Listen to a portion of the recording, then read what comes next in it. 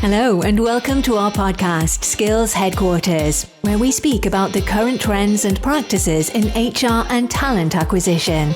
This podcast is brought to you by Zapilio. Zapilio is an AI-powered, data-driven skill assessment platform. Hi everyone, this is Vaishnavi. Welcome to the first ever podcast, Skills HQ, presented to you by Zapilio. And we're launching this podcast with a webinar with one of the most talented women I've ever met. She's a visionary. She can spot talent everywhere she sees. She has multiple years of experience working at GE and Cisco as the CHRO, and she's one of the most amazing women I've met in HR. How are you, I'm Kate? great. How are you doing? I'm doing good. So, tell us a little bit about yourself. So I basically started a career with Aetna in actuarial math, went from there into compensation, which I had a background in psych. So I figured money and motivation relate to that. And then I ended up at GE, great time at GE. And I was drafted from GE to Cisco as head of total rewards. And then I was kind of promoted to the head of HR. So I did that job for about 7 years. And got a lot of opportunity to innovate. So I'm excited about the potential of AI because I know how I would have used it at Cisco. I am really excited about the conversation that we're going to have about integrating AI into HR, since I think this is a topic that is on everyone's mind right now. And one of the fears being that AI is going to take away our jobs. So let's get started. My first question for you is, what would you say your key experiences or learnings at Cisco and GE? So GE, very simply, I learned that simple, clear goals are important. Jack Welch was the master of that. Came up with a statement saying 50% of revenue by non-U.S. sources by the year 2000 go. And then everyone in the company would get a line behind that and run because they knew he was going to be measuring that. And every year we're reporting on it. And we started that about 97, and we actually got to 50% of our revenue from non-U.S. sources in 3 years, which is incredible 300. That is incredible. Yes. So the other thing is he sent out surveys to people's homes. So the way that he got alignment, you got a survey at your house, and he'd say things like, "Are you seeing the effect of Six Sigma in your business? Do you understand the goals that we're really focused on right now?" And I pity the business leader whose employee said, "No, what are you talking about? Nothing's changing here," because then he would do follow up on it. So I thought that simple focus and the fact that he reached down into the actual people doing the work to see if their work was changing was a way that he created good alignment. Cisco, it's totally different. At Cisco, all of a sudden I discovered that I could have any technology at all to help me with the HR work. So at GE, we worked a month doing bonuses all around the world. We had to get all these spreadsheets, etc. When I got to Cisco, everybody's like, "It's all right, boss. You go ahead and go home. We've got this presentation. We'll send it to you. You could call us if you want to change it." And then you go meet with the CEO. And so I was completely blown away that it was not a patchwork of spreadsheets. There was actual system that everybody put their stuff in, and it went for approval. And I'd never seen anything like that. That level of technology investment in HR was quite rare. It's becoming less so, but it was quite rare. And the second thing at Cisco is I discovered the power of learning and using technology to learn, and especially using gaming to learn. And I got the opportunity to see a really great game that someone had put together outside in an outside meeting that I attended. And I said, "Wow, we have better technology than almost anybody. We have a better technology investment. Why aren't we doing that?" So I put out a challenge to all the learning groups that I had. And I said, the first one that gets me a game that I like and is good and it really teaches something, they're going to get a bunch of stock options. And someone did do that. They did something for the Department of Defense that taught people how to use the network and defend the network and secure it and all of that using Cisco products, of course. But they did that and they got an award from the Department of Defense. But I had already I saw the product and I went, wow. So then I created a creative learning studio and I put a group of people together. Not everybody who'd done training before. Get some fresh perspectives, some diverse perspectives, people that came from all parts of the business, different age ranges even, and let them play around. And they came up with 5 or 6 really astonishingly good games. Just astonishingly good. And the point was, it's the same thing as the potential of AI. Once you take care of the basic stuff that takes all the time, you can focus on the content and you can repeat it, update it, etc. So that's why I really have gotten involved at all with Zapilio, as I feel like it's the right time to be using AI to make HR better. So I have a question. What were these games like? So the first game we had was called Peter Packet, and it was actually a Uh-huh. cartoon, and it taught people. It had a network, and it had these little viruses trying to get into the network. And here's your server, and Oh. you're protecting it. So you're looking at this screen, and you've got 4 or 5 channels, and they're all trying to come in. And you have to put the right Cisco product there to block them, and make sure one channel's open, so you don't get the packets setting up. And you could get points, and Mm. you could be on the leaderboard, and you could beat the game and win it. And what happened is we introduced it at Children's Day at Cisco, and the children played with that thing forever. But the parents all started writing me notes saying, "My kid finally understands what I do," and my wife's participated in it. Now she knows what a network is and what when I'm doing security, what am I securing against, right? So we did that. We had Yeah. to do a change management process for the company to teach leaders how to do change management and understand how people adapt to change, and that it's a process. That you can't just say, "Here, we're doing this, everybody march." So we created a cartoon that was a video game golf game, and Oh. you couldn't get to the green and get the putt until you had gone through those steps. So you actually had to apply what it was to do change in a hypothetical situation, and it really, the point is when and something's entertaining, so on. And the last one we did an online quiz that had a lot of variety to it, that people didn't realize that they weren't all getting the same questions on ethics. We gave them very hard, very Mm-hmm. gray, difficult, really have to think about it kinds of questions. And I got some people saying, "Well, the questions are impossible. Ethical questions aren't that complicated." And we went, "No, they are," because when you do something you shouldn't do, you think it's right usually, right? Oh, yes, And of only on course. reflection, you go, "Yeah, I probably shouldn't have done that." So we did things like that. There's probably another 10 games. And there, Oh. honestly, we did one for the people that sell and install our equipment, and it was on security products. And I went to Mm-hmm. John Chambers, my boss, and said, "We have people that are playing this for 5 hours a day." He goes, "What about the productivity?" I said, John, the people that are playing it, that are on the leaderboard, they're pulling through more Cisco security equipment than all the rest of the other people that we sell through." He goes, "Oh, good. Let's Oh. get everybody playing." Because you learned it. That's Yeah, brilliant. You're learning it. Yeah, you're learning it faster, and you're actually more interested in the process of right, learning. right, Get exactly. it. Another question I have for you is everyone has this idea of HR in their head. Do you feel like there has been a vast change in it pre COVID and post COVID? And do you think that it has been fast enough?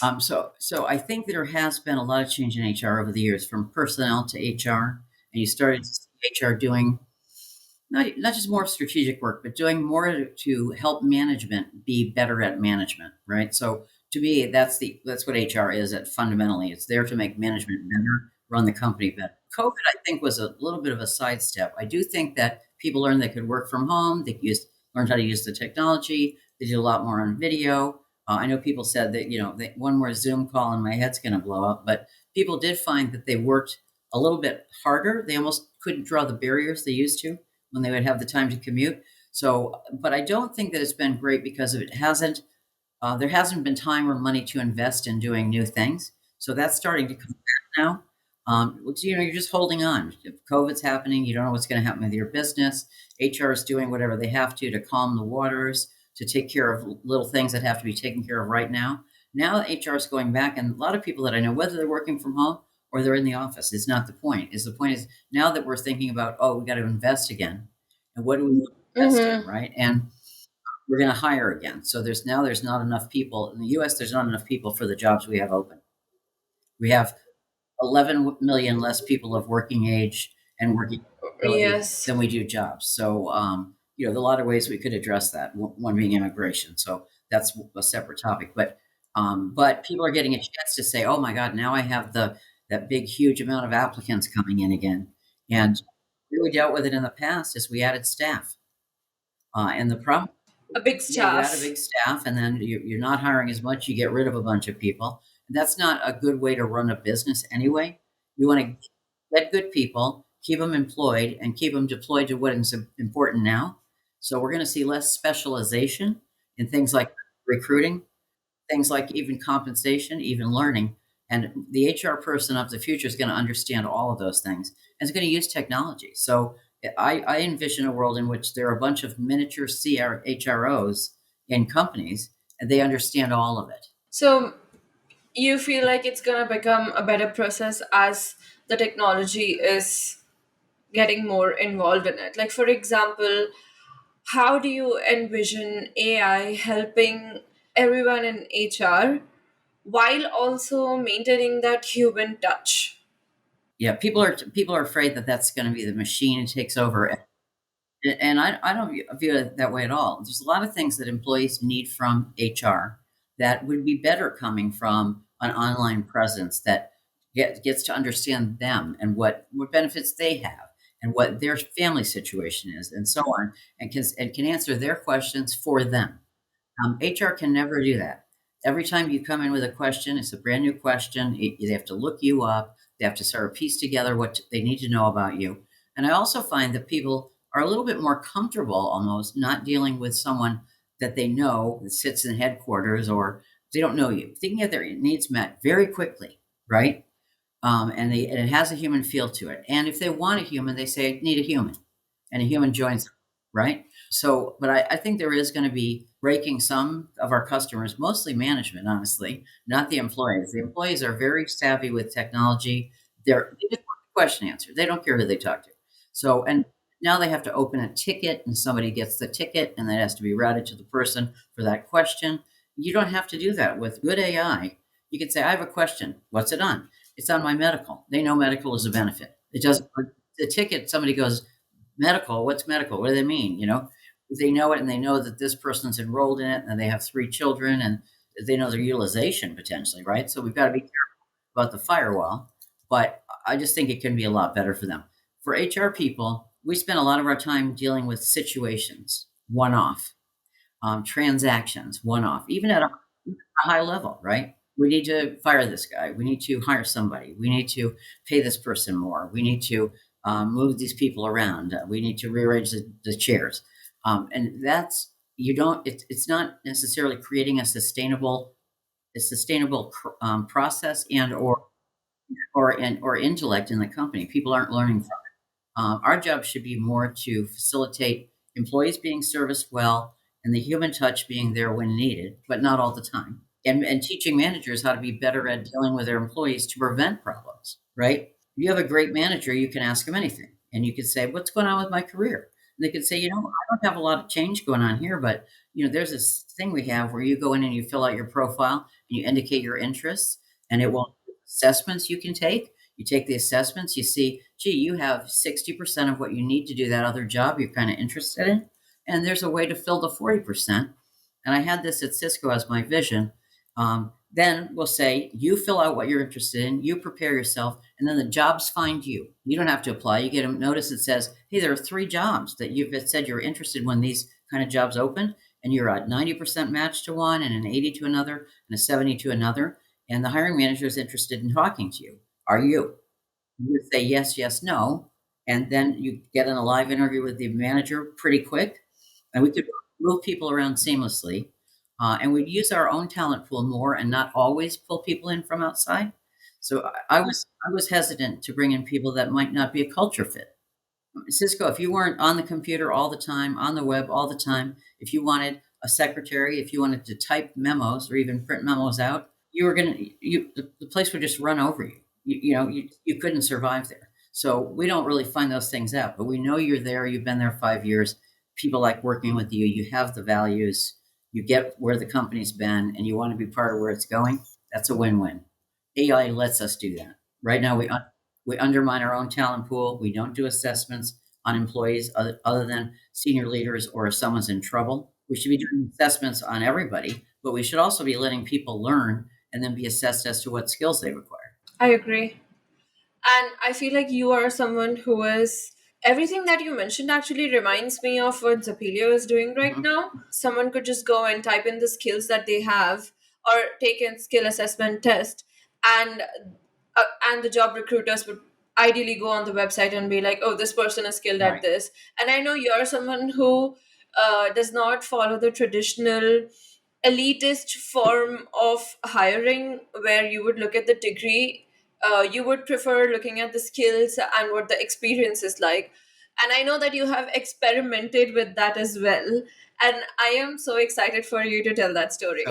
so I find what the problem is we say that we're going to do structured interviewing. We all look at a group of resumes and see which ones we like the best, even before we meet the candidate, right? And if somebody may have paid Mm-hmm. money to somebody to write their resume, and it's going to look a lot better than Mm. someone who wrote their own, right? So I don't want to Yeah. bias towards also someone went to a big name school. Well, they had very wealthy parents who could afford to send them to private school and get them prepared, and they had coaches and they took test prep and all this. So I want to make sure we're looking at the people who will be a good fit for us, and it's less Mm-hmm. about where they went to school and where else they've worked. So how do you get to that? So I actually took all the resumes away. We were doing a team exercise to hire a training class, if you will, in HR, and I took the Uh-huh. resumes away from the HR team, my team, and that was hard for HR. Right?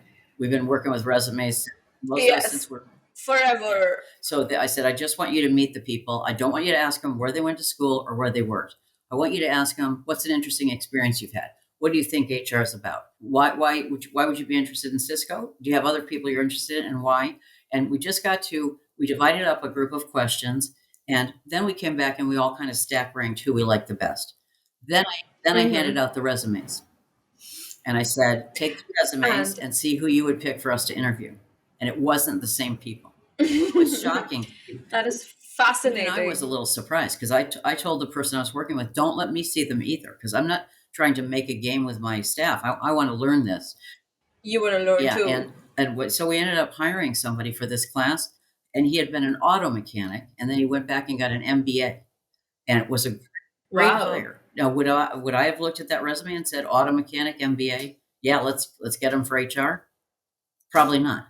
But the people skills you acquire being an auto mechanic are actually pretty significant. It's not just fixing cars; it's dealing Yeah. with people who are frustrated and angry, and they need their car now. They don't have the Mm-hmm. money for what it needs to be fixed on. So it's he had to acquire those Yeah. skills, and then he got business skills with the MBA. And I thought business skills coming into HR are way more important than has been emphasized. If you can't understand what your client's business is doing, you can't help them prepare in advance for the right kind of talent to make it happen. You're just reacting, right? Yes. Yes. I feel like that is exactly what is changing right now. That HR has been given that platform where they're not treated as just someone who's been told to hire and fire based on resumes.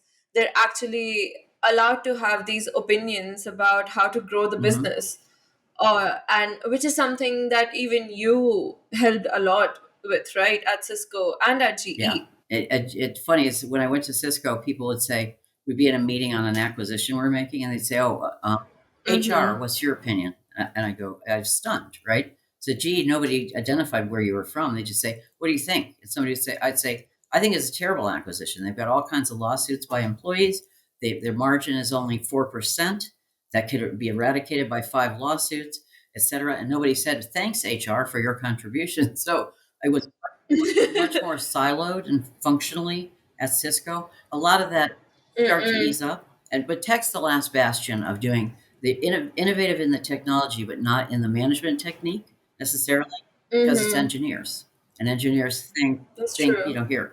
But when you hand them somebody really good to work with, who asks the different questions one Mm-hmm. on one with a leader, they get it. Mm-hmm. They get it. This is the Yeah, best advice I've ever gotten, and I didn't even ask you for that advice. And how did you know? He said, I'm watching you with everyone. I'm watching that you're struggling. I'm watching that you have you're one observing. person on your team is creating a lot of distress for everyone. And before you come to me and say fire them, there's things we could do to help correct Yeah. them. And you really want their brain, you just don't want their behavior. So let me help you fix that. Let me teach you how. Right? Yes. And do you think AI could help with this, with like calculating employee happiness or tracking employee progress? Yeah, absolutely. I think that there's much more capability of measurement and data. By data, I don't mean Mm-mm. numbers. I mean, do employees know what we want from them? Are they happy working?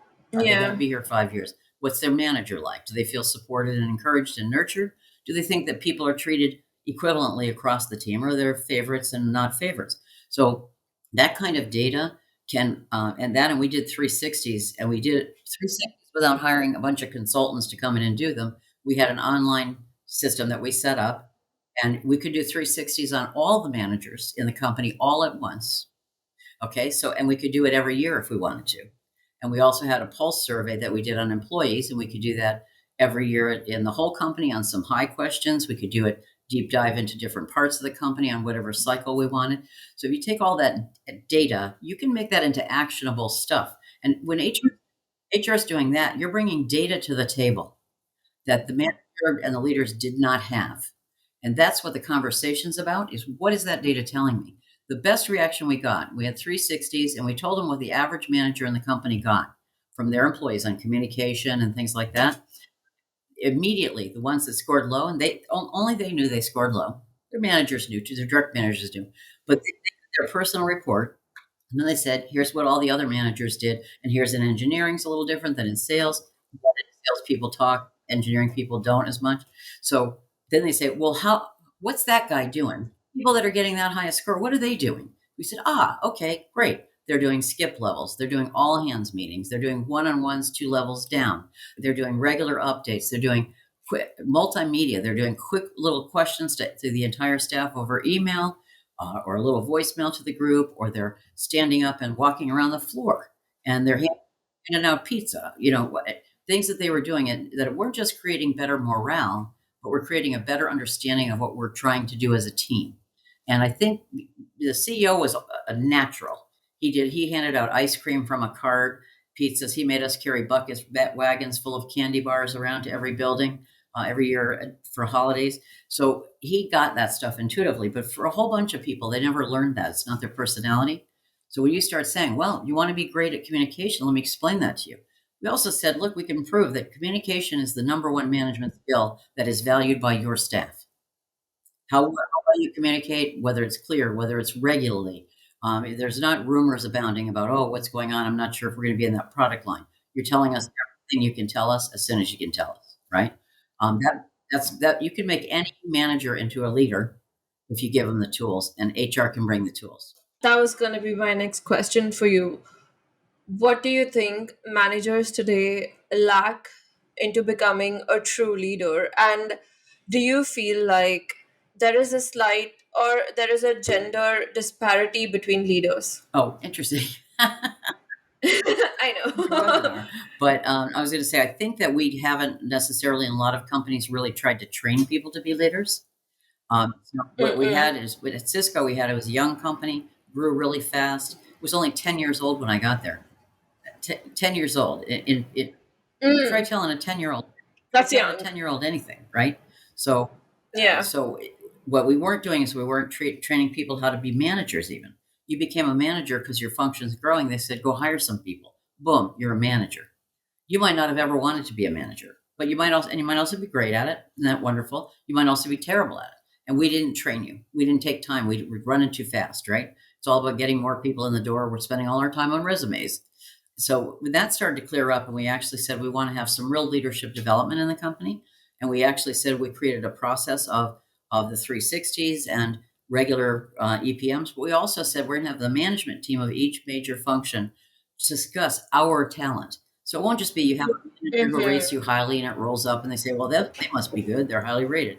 We actually talked about it, and it was fun because the first time we did this, people said, well, my person's the top rating and he's the best in the whole world. And someone else said, well, I got to tell you, John, nobody in my department wants to deal with that guy because he may look like he's great to you, but he comes over with an axe and starts swinging. I got to have it right now. He name drops your name all the time. He says it's for, God asked for it, etc. And he's not good at teaming, and people run. And the leader's like, what? I never knew. Why didn't you tell me that? So, well, I didn't know you thought he was great. I assumed you thought he was terrible too. So we got into those groups. Yeah. We started ferreting out the people that everyone knew on the management team, or enough people knew that person has great potential to be a leader. They're doing some good stuff. Then we created a nomination-only education series, and we use world-class faculty. Now, think about if you can do that with AI, you can start replicating great teachers, and they can live. Great They can brains. live beyond their years, right? Yes. So we brought in this world class faculty. We got people off site. Where we deliberately picked a hotel with terrible Wi-Fi, so they couldn't be on the computer, the phone, their beepers, all any toy they had. And they were like, "There's no Wi-Fi here." We went, "Yep, that's right. You're in a little town in Ireland, and there's no Wi-Fi. Get over it, right? There's a phone in your room. Use the phone." So what we put them through nomination only. They all said, "Well, I went to Stanford. I already have an MBA. I don't know if I need this." And to a person, when they got into the course like the second week, my boss kept getting these calls. John, we have this thing.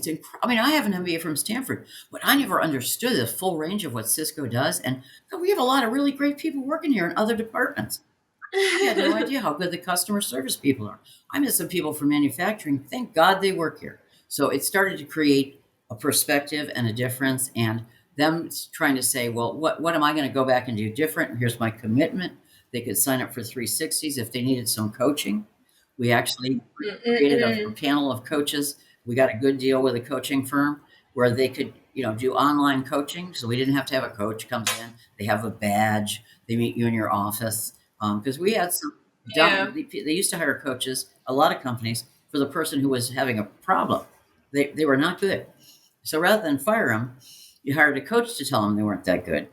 The problem is the coach Yeah. is being paid to coach them. They start seeing things their way.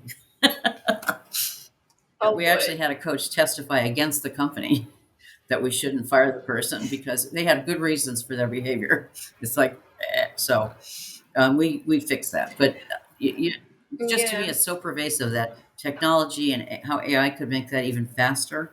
This stuff took heavy Mm-hmm. lifting. Once you have it, it has to constantly be updated. If you want to have a benefits portal for the whole world, it's got to be in local language. It's got to be the Mm-hmm. benefits in that country. They're going to change with legislation. How could Mm-hmm. anybody in HR or anywhere else possibly keep that stuff up to date? But AI could if you Yeah. connected it, right? So That's true. And I am especially going to be grateful for it because I think all of us have had our fair share of shitty yeah, bosses. And and I think like I am so grateful for the fact that you could use platforms like, for example, Zapilio itself to reskill someone to be a good leader. Like you could teach them, like leadership is a teachable quality. You don't have to be born as a great right. I leader. mean, there are people who are born as great leaders, but Who are, of really course, not born as yes. great leaders. They just have great training from their parents, right? Nobody Mm-mm. comes. From, yeah, No, they're conditioned to right. be great leaders, yes. Do you also feel like there is something more to do with diversity? Like if we have, in your experience of hiring and firing and everything, do you feel like adding more diversity to the group changes the game? Absolutely. I mean, it's not operating with the same assumptions right away is Mm-hmm. teaching. I had an opportunity where it was, in fact, it was India. The people in HR in India were telling me, we need this, we need that, we need the other thing. And I just, it felt like they were very much aligned to just a couple of the leaders there. And they weren't really thinking about Mm-hmm. why is this a good investment for Cisco? We're putting jobs there. The fundamental issue was we were putting jobs there, but they weren't connected to who they were working for. It's like they're all sitting there. There was no Uh-huh. presence. They didn't feel connected to Cisco. And so, but we also found out that it was a big deal to do some things for them that would be unique in the market. And I sent a guy who was U.S. based and born, Pakistani by heredity, and sent him to India. Mm-mm.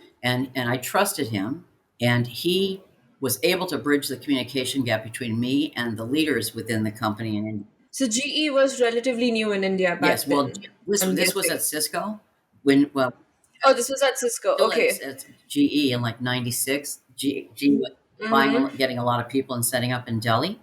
This was in Mm-hmm. Bangalore, and it was early year Okay. 2000.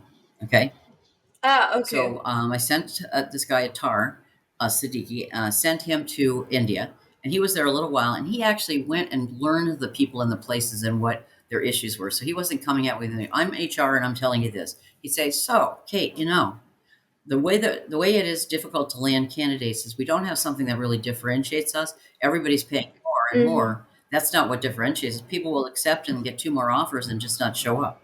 So, and he said, but the thing is, here, the parents are very important to people, and Of course, it's I've gotten India. some quotes and I found out that we can offer parental health care. And I went, wow, what? Well, that's strange. Really? And how much would that cost? He told me, I went, God, that's a great investment. Why wouldn't we do that? Right? So we did it. Now I understand it's a lot more widely done now, but it was Mm-hmm. unheard of then. Unheard of. Really? Absolutely unheard of. We couldn't find anyone else who was doing it in 2000. No. This is 23 years later. A lot of people are doing it. But I think everyone is doing it in India at that's this great. Well, point. it was all started with that guy Yeah. who was not from India, who was a completely different background, who flew in, who had my trust and earned the trust there and bridged that divide. And to me, that's the most purest form of seeing, just introducing a different person to any team. It goes beyond that. Start Mm-hmm. introducing women into the mix in management, you get a different outcome because women, not all women think like all other women. I'm not saying that. Not all men think like all other men. With Of the course not. perspective of five people around a table from different backgrounds, different experiences growing up, different way that they've been treated in their career in their life. So you'd Mm-hmm. have people at a table, and one of them will say, "Well, I don't. I think if we do that, it's going to anger employees." Somebody say, "Well, that's ridiculous. Why would I? I'd be very happy to get that." And it's like, yeah, but you're 50. You grew up in the get in there and do some work or you're fired. You didn't grow up in the hey, you're bright, you're smart. We competed for 10 companies to get you here, and we have to treat that person with respect. And they say, well, these kids, and I say, they're your kids. They're that's your kids. Did you tell your kid, oh, go to work and be abused? Right? No. Oh no. Perspective of youth, the perspective of female, the perspective of diverse male, the perspective of people Mm-hmm. from what's any dimension that you can say is different that helps. And but AI is a great place to take those differences and make it more valuable. So if you think about if the system can learn, it can learn. It can Mm-mm. learn. It can It can learn. learn many perspectives. It can, yeah. And it can also, it will inherently, I think, remove Yeah, biases. yeah, yeah. I Yeah. Because it's not been conditioned to be in a certain way. yeah, it doesn't have the assumptions we all grew up with, No, we all grew up with exactly. and we So that would be beautiful too. And I also think the whole bias in hiring. I worked early at a company. I'm not going to name it now, but where people said, "Well, what was our hiring philosophy?" And people said, "Well, it's this for sales. We say I'm 6'2", my eyes are blue, and I went to Dartmouth. How about you?" Because most force was over 6 feet tall, blue eyed people who went to Dartmouth College, which is a very expensive Ivy League college. And that did not serve the market well because what they were selling, they were not selling to people of the upper class and the aristocracy. They were selling it to benefits managers in companies. And you didn't need to Oh. show up in a fancy suit, right? They want like, we'll buy Mm-mm. from the guy who shows up and rolls his sleeves up, or we'll buy from the company that actually has a few women employed. And we started putting women into the mix there. And that was really interesting for some of the folks that were in leadership because they say something like, well, she's great. We want her to move to Waco. We'd say, well, Mm-hmm. unfortunately, she can't move. Her parents and her husband, and they're all there. And they say, she can't move? Well, the men always moved. So, no, the men and their family moved. But Yeah. now there's an equal stake in this relationship in multiple jobs. She will walk across the street to another company if you say she has to go move to Waco, Texas from Louisiana or wherever she's living, right? And the guy said, boy, Mm-mm. it's going to be a tough future for us. And I thought, this was said in front of me, and I thought, yeah, it's gonna. Because I was part of a two people working couple, right? So, but that was the generation before that was unheard of. And I think that's what we have to in HR help drive what AI becomes in HR and how it's used and Mm-mm. use good products and give feedback if they're not working for us and so on. And we have to be willing to create some. And the thing is, AI is going to make all I of us agree. potentially programmers. We're going to Mm-hmm. say, I want to do this. How do I do it? And AI is going to help us design a system that does that, right? So we need Yes. somebody to make the interface beautiful and artful and so on, but the guts HR can do. And HR's jobs will be better. It'll be higher level jobs. You spend more time hands on working with leaders and managers and employees and less time answering questions, looking things up, finding out somebody messed up and no one's gotten back to this employer for 2 weeks and so on. The employee Mm-hmm. who's definitely upset, who has a family crisis, that person we want to help. At Cisco, there's an incredible high touch. If something happens and you need to get your kid into a specialty hospital, if a parent has died, if a spouse is very ill, Cisco, we wanted to know about it at the leadership level. That was easier when the company was 10,000 people than when it was 50,000. And the only way to Mm-hmm. scale that was for us to put out some process that managers knew to press a button and get us engaged when they had a situation like that. What it'd be even better if I could interface and say and talk to the computer and it connected me to the employee assistance program and it connected me to the places we could get you into and it assigned me an HR counselor that was going to work with me on it Yeah. with all the basic questions I could get and my spouse could sit down and ask the questions too. It didn't have to be I was at work, I called you, you talked to me. It could be the whole family using Mm. it. So I just think that that process would be so much better scaled and more Yeah. consistent, and every employee gets it, not just the employees whose managers were there a long time and know about it. You know, and I said, Johnson, That's true. so I feel like this system is not in place even right now for a lot of yeah, companies. I know it's not. Yeah, I Like, know it's not. yeah, 100%. Like, this is new information to me. Well, what I'll say is that the best companies, and they starts with a startup culture that do high Mm-hmm. touch and do sort of understanding what's going on in people's lives without being intrusive. But I need to know that I cannot layer a huge project on you when you're dealing with a crisis situation. And I need to understand that I Yeah. need to give you room to have that, and Mm-hmm. anything we can do to help. And I mean, we went to hospital rooms and visited. We had a bunch of guys that were deployed in some of the efforts to stop terrorism because they were experts at tracking cell traffic, and their team members mowed the lawn for their house, changed the screens out, took the kid to daddy daughter dance, took their son to softball. So what they did is they filled in team members on their own because the culture said go. They heard about it. They know the person's deployed. They thought, if I had to leave, what would happen at my house? And they called the spouse and they just, so when the guys would come back, they'd say, it's unbelievable. We say we're a family. And I've never liked that terminology because you never fire your uncle generally. But the, fa- the fact is, they were treated in a way that was exactly what we wanted in the culture. And their Yeah. peers stepped up to say, hey, if I'm gone, I don't want my daughter to not be able to go to the daddy daughter dance. I don't want my wife to have to learn to mow the lawn when she also works a job. I don't, God help me, it took me 2 years to figure out how to do storm windows versus screens. These are all engineers I work with. So we had very good success with that kind of thing. AI would make that more consistent, more available, more reach, more. We could Mm-hmm. expand it more around the world, put it in all the languages, through Yeah. cultural things that say, well, I don't, we can't mingle with employees. If that's a culture issue in a country, we can blow through that, right? Yeah, of So, course. Companies have done it. yes, yeah, yeah, yeah. GE did it with Japan. It was pretty amazing. Welch said, go hire every woman in Japan that has a great degree and nobody will give her a real job. We'll take all of them. Because we said the acquisitions we made, we found some brilliant women and they're pouring tea and they're serving people. They're working as secretaries when they're just as smart as the boss. And he said, well, we're not Mm-hmm. doing that. Let's go with all the best women. So you can get some big change when you think about it differently like that. And AI, if I can sort through the candidates and have you look at just their abilities and skills and not look at their sex and not look at their age and not look at where they went to school, Their and school, not look at where yeah. else they've worked and not look. Or their, Right, yeah, right. ethnicity. Ethnicity too. That's a big one. Yeah, it's a big one. And they've, go ahead, Okay, sorry. that's all right. I feel like this has been my experience too. Like, I feel like leaders today hire more on the basis of someone who they feel like will get along with them, Right. what would serve the client better. Yeah.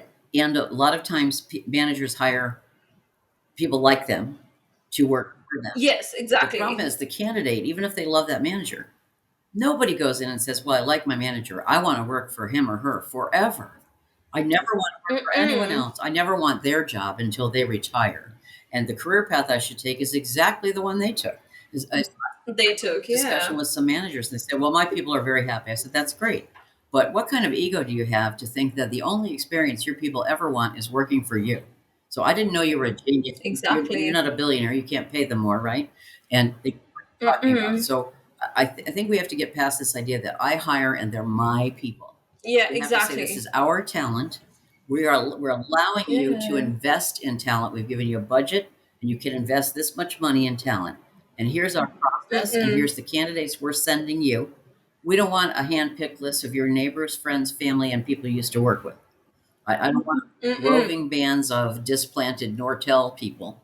And now your culture, I mean, there was a point at Cisco where I walked around with the engineering labs, and there was a Russia section, and there was a China section, and there was a Stanford section, and there was a MIT section. And people were grouped by the acquisition they came in on or the people they hired. Ah. And that blew me away. I said to John, we've got a little United Nations over here, but they don't fit together, right? And we need to say, let's not, yeah, when you're acquired, you want to stay with your leader for a while. But the point of us acquiring a business is for it to become part of Cisco, not to remain.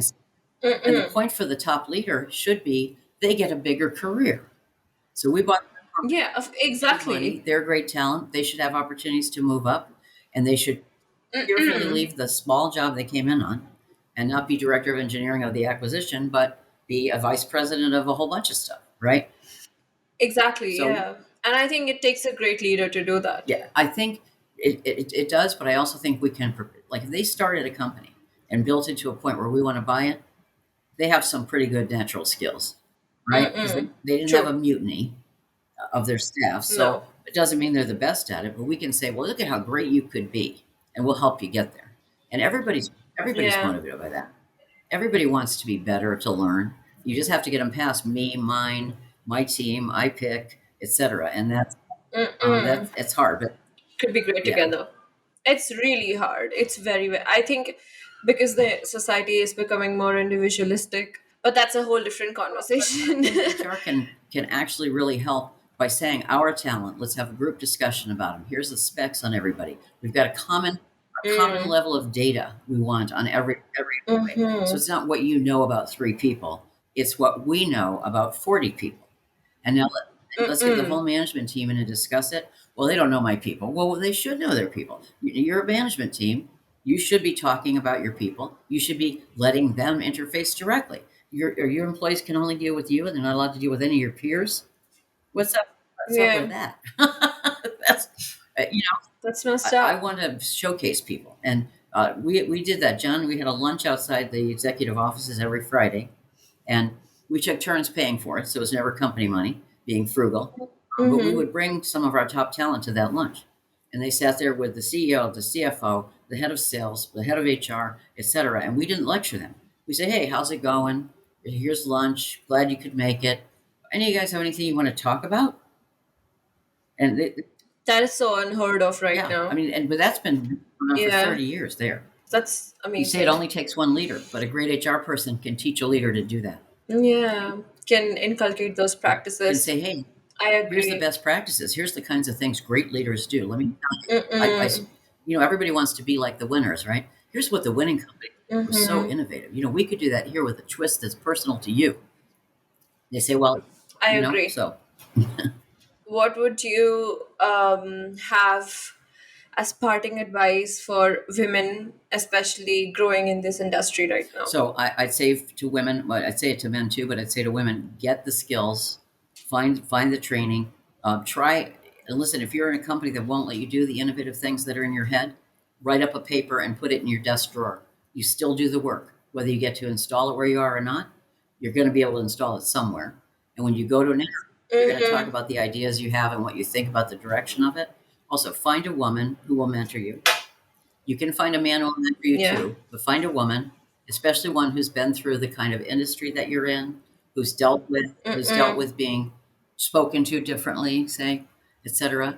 What I have to say to you is, in HR, I found being a woman a tremendous advantage because I could say Mm-mm. things that were very challenging without provoking a fisticuffs reaction. They don't get as angry with us. There's a certain amount of, well, I'm not going to talk to a lady that way, and And so I could get away with more. What I'd say is take risk. If you want to advance and if you want to be great at a job, take some risk. It's worth being fired to be great. Being fired is To be it's not a great. bad thing. And also challenge management and say what we're doing is wrong. We've got a problem. It could become a legal issue. And put your foot down. And yes, you may get fired. So always and also never take your resume down from LinkedIn. Never. I don't care if you have a job, you're always open to something. Right? You're not saying you're looking. Just never take it down. And if your boss says, "Why is your resume still Mm-mm. up on LinkedIn?" Say, "Oh God, no. We all got career advice. You never take your resume down." Because somebody may find you and offer you something that you couldn't even believe they would offer you. And so that's my point: is be open to possibilities and have the courage to be willing to To conquer right, them. and also to push hard on someone and have them get mad at you about it. Right? You can always make up. Our Yeah. parents didn't worry about hurting our feelings when they told us not to do something. Right? Okay, sometimes Jack Welch used to say this. Sometimes the job of HR is mother, father, and priest, all in one. And so you have to take that duty seriously. You've got to say, "Don't do that. Here's what you should do, and tell me how you feel about it." Right? So, and what I'll say is, when you have AI doing a lot of the basic stuff, where it's more directly delivering it to employees and managers, you have time and you have the ability to get time, the skill to do that. Courage and the Yeah. skill. So I think learning in HR is going to be completely transformed by that. And I think it will change more than any other discipline because it's a discipline that relies on people skills. But it also is a discipline that has a lot of stuff that's never really been automated enough, you know? Yes, yes, I agree. Okay. Well, I think we can open the chat to our audience and see if anyone has a Okay, question. great. Thanks. I'm trying to Let's. figure out who's here. Don't tell us who's here. They can try calling in or they can try writing it in the chat. Anything works.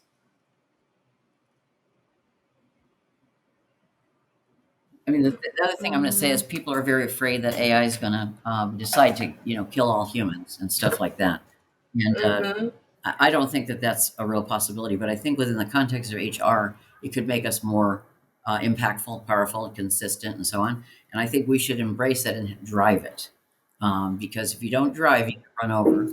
And somebody's going to put this stuff together, and your CEO is going to be at a conference and have somebody say, "You could replace the whole HR department with this box." So you have to start adding value at a level that's not replaceable and using what Yeah. technology exists to do the work that is in the way of that, right? So, Mm-hmm. and I also agree. get the skills you're going to need for that, because not everybody who answers questions today can go council management, but most of them can be taught. A lot of it can be taught. Well, have them tag along with someone who's really good at it. I agree. Okay. I think we have a question. Can AI make hiring more skill based? It's Darshita asking that question. Yeah, absolutely. And I think hiring should be more skill based and less based on experience as described in a resume or CV. So if you Mm-hmm. do assessments on people, so coming in the door, and I know Taran, the CEO of Zapilio, has done this for hiring there. You come in the door, they say, if we have a job. If you're interested, here's some skill assessments we want you to do.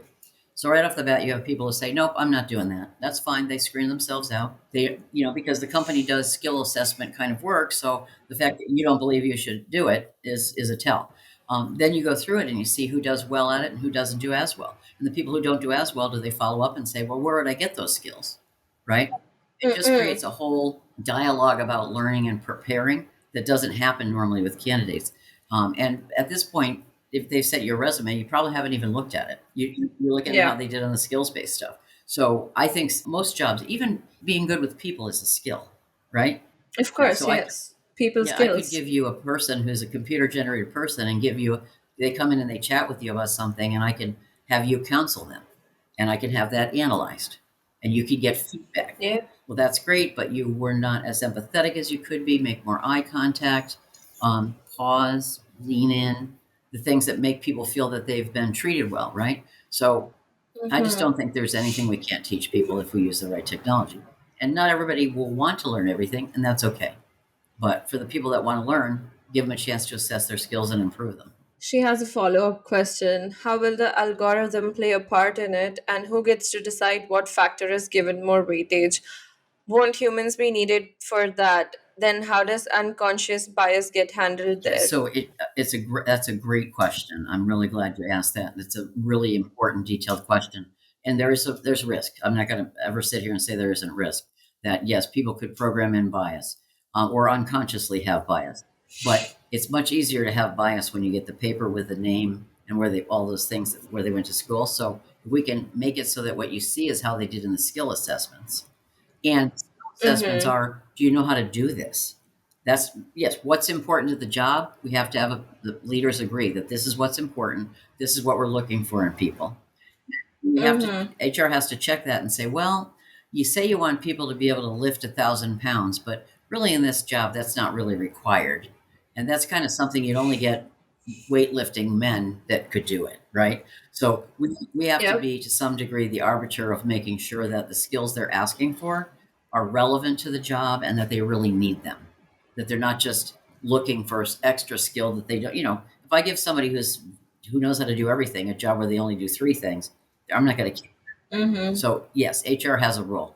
HR has a role in advising them on how to construct the jobs, how many, how to divide the work up, how to who to put in management, and how to feed the stuff into the system.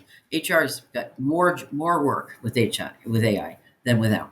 But what they don't have is they don't have make work, reports, questions, sending things out over and over again to people. They don't have, yeah, and they Surveys. don't they don't have, well, this, you can change the survey and have the computer send it out for you, right?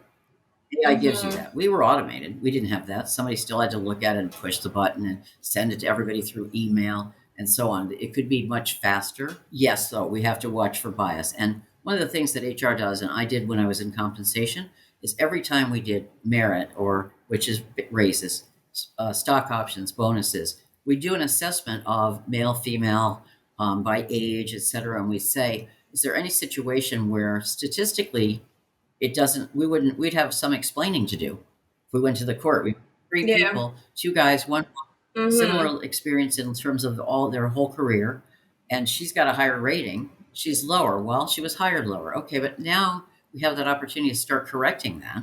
She shouldn't be paid lower just because she accepted a lower offer to begin with. And a lot of Yeah. states in the United States are making it illegal to ask a candidate what they presently make. They said, well, the job's worth what the job's worth, make an offer to the candidate, and if they don't take it, you're too low, right? But don't say, oh Yeah. well, we'll hire her and then we'll make her 20,000 or some number less than the guy's doing it because she was making less before. That's just perpetuating a discriminatory thing, right? And It is. so, and that Yes. doesn't take away from other people. If we pay people fairly, it doesn't hurt anybody. And it is not practiced enough. Right. It's changing more than people realize, though. You start doing these updates. It Yeah. used to be women were making 50 cents on the dollar when I started my career, and Mm-hmm. then we're up to 60, 65. It's creeping up pretty fast now. And the pandemic, because a lot of people were let go and had to get new jobs, it was sort of a reset button, at least in the US. Mm-hmm. Businesses were closed for a long time. People worked from home. You could see productivity that was much bigger in some people than others. And when jobs opened up, people that weren't happy with how their company dealt with the pandemic or them, they're jumping. And when they're jumping, they're getting more money because there aren't enough people for the jobs. Yeah. It's the first seller's market that I've ever worked in. Mm-mm. It was always been the employers are in control. This is like, you want me, here's what it's going to cost. And you go back to management, we can't pay that. Well, then we can't get anybody. They go, really? I know. It was Yeah. So, it did, I feel like it did mess up the economy a little bit, oh, but no, it's terrible for the economy. I'm not saying that. yeah, Yeah, of course. there was Yeah. devastating, shut things down. What choice do we have, though, right? It's, Yeah. I actually wrote to the governor of Michigan who said no one can take their pontoon boats out or their fishing boats out at all. And I said, you got to understand this is a big outlet there's millions of lakes in Michigan. The Mm-mm. fact that they can't go out on a boat, why don't we just say they can't mingle with their neighbors on a boat because we don't want to spread it. But, and I said, don't also let the guys that mow lawns, let them do that. As long as they don't go in a truck with other guys, the lawns are getting long. We're going to have mosquitoes, etc. So she came out and said, you know what? Landscapers can work. They just can't ride 10 people in a truck, and you can take your boats out. And I never told anybody at my lake that I was the one who wrote the governor. So I don't know if she listened to me, but maybe she did. And then we could ride boats. And then everybody was like so much more cheerful about it, you know? But yeah, I'm out of, I can't work and I'm stuck at home. Okay. But I can go out on my boat Mm-hmm. and watch the sunset. So life is good. That's why when I said you are a visionary, I meant it. You bring so much change to society, I think even unknowingly. Yes. And that's Yeah. brilliant. That's, yeah. It's, yeah, my mother was annoying too. Yeah. I don't think it's annoying. I think it's a very admirable quality to have. I Um, think well, thank you for joining us. Oh, sorry, go on. I think a lot, most people have a lot more courage than they've ever displayed. And almost everybody has a dare to be great moment in their life, a chance where they can see there's something different that should be said. And the question is Mm-hmm. just get people around you that that build your confidence, not drag it down. Build your Yeah. confidence and take the dare to be great moment at least a few times in your life. You won't regret that you got fired from a job at 30 when you're old and No. gray. You will regret that you got stuck in a job and you turn around and everybody that you worked with that was good is gone and you're the old timer. You regret that. So, have some adventure while you're young. I've got a daughter who's younger and I tell her that, she wants to change jobs. Well, why do you want to do it? Have you thought it through? Not, oh no, don't, I left the company, the first company I worked for, my mother worked for, my two sisters worked for, my youngest brother worked for. I had cousins there. It was a very big company, but they believed in family referrals. And when I left there, my mother's like, well, I don't know if you should leave this very fine company for which we all work. And my dad said, it's getting a little ridiculous. Why don't we let somebody get experience elsewhere? So that was helpful. But yes, so. So you've always been the courageous Well, I one. had parents who took turns inserting that into me, right? Let's put it that way. I'm sure I wasn't born courageous. No one is. But I wasn't, they didn't punish you for having a different opinion or trying something, and I speak to that with our own children. You're building a whole human being. They're going to be who they are. You're only just making them better at that or worse, right? Yeah. I don't think No, I'm worse. saying if you can, when Yeah. Oh yeah, if you don't give them that option. you over Yeah. supervise them, if you say, Yeah. well, not like that, honey, instead of saying, wow, that's interesting that you're building and not, that's going to fall down. You've got it imbalanced.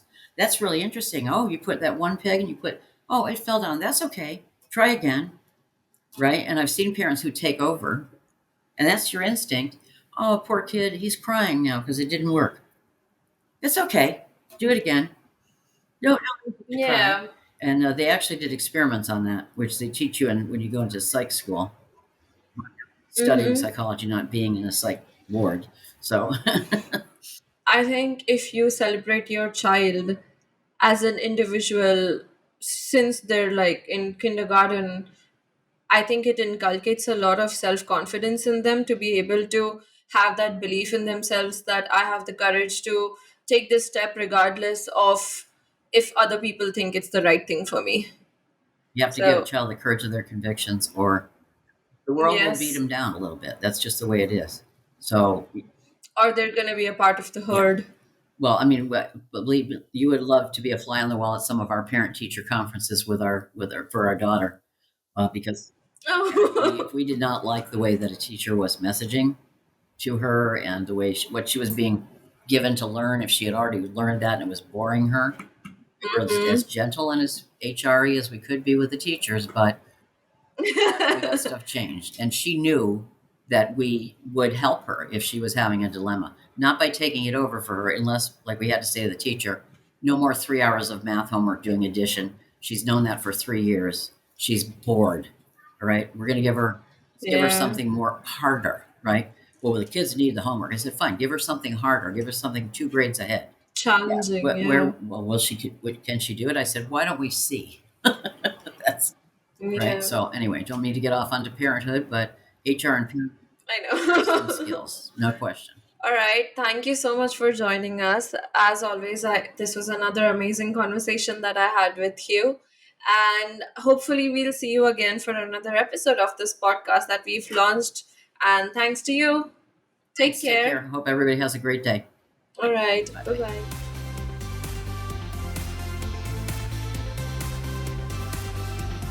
Thank you for staying until the end. If you liked our conversation, go ahead and follow Zapilio on LinkedIn for more such content.